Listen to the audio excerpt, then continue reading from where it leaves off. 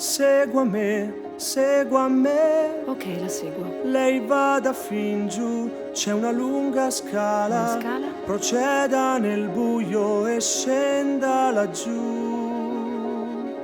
Non dovremmo accendere la luce? Sa, con le scale. Segua me, sa dov'è?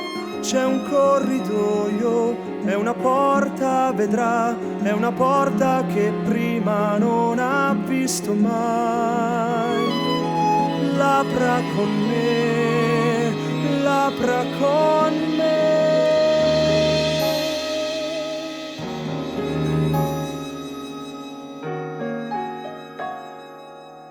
Mi sente, Diana? Sì? È nervosa? No. Bene. Decida che ora si esplorerà, decida che dirà cose di sé, il male che ha dal passato verrà, decida che non durerà. Diana, torni a casa da queste sessioni in lacrime. Ti sta aiutando? Diana? Diana? Eravamo all'università. Architettura. Il bimbo non era in programma. Nemmeno il matrimonio. Pensavo che sarei stata troppo impegnata. Ma quando è arrivato il bambino tutto sembrò avere senso. Fino a... Lui non c'è, non è qui.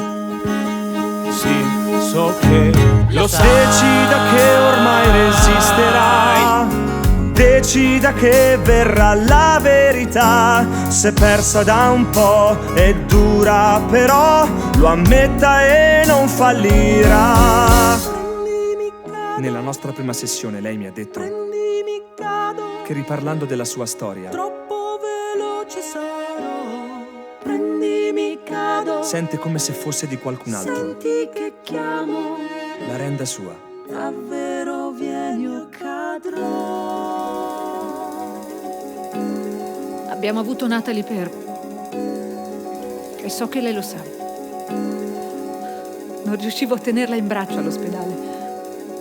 Non potevo permettermi di tenerla in braccio. È la prima volta che menziona Natalie in settimane di terapia.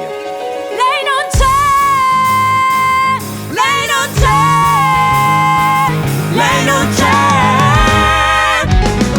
È tempo di fare luce in sé, di dare un senso a quello che sa. Le visioni che ha la difendono dalla grande paura che c'è.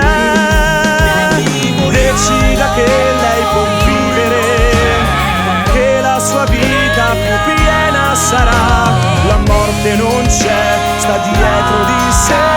Decida che sopravviviamo, via. Prendimi, crollo, prendimi, crollo.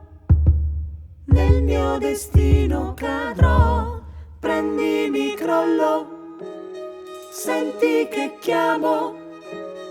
Presto non ce la farò. Presto non ce la farò. Presto non ce la farò. Prendimi, crollo, prendimi, crollo, prendimi.